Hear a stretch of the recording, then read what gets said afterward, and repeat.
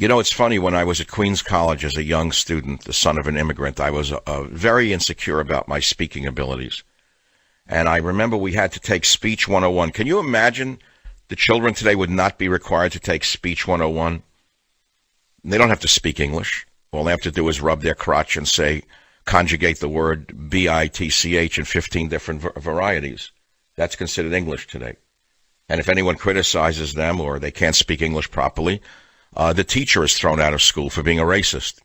That's because of Charles Schumer, who's turned the world upside down and taken the little world that we have left and try to crush it under his big shoe.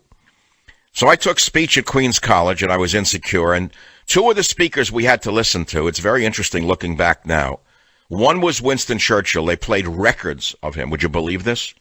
And the other speaker that we listened to learn how to speak properly was Franklin Delano Roosevelt. And then the teacher, the great teacher, he was a war veteran. I don't remember the guy's name. Nice man.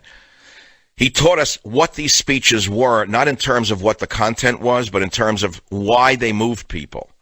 This is what they taught in college back when I went there, if you can believe this. And I'm telling you, it's a long time ago. So Churchill was listened to by your Savage. FDR was listened to by your Savage in order to learn how to speak properly. And I went up to the teacher after the class, and I admitted I'm very insecure to speak in front of a class. Can you believe this? He said, why? I said, because my father's an immigrant and I don't speak English properly. I say dems, I say Ds, and I say don'ts.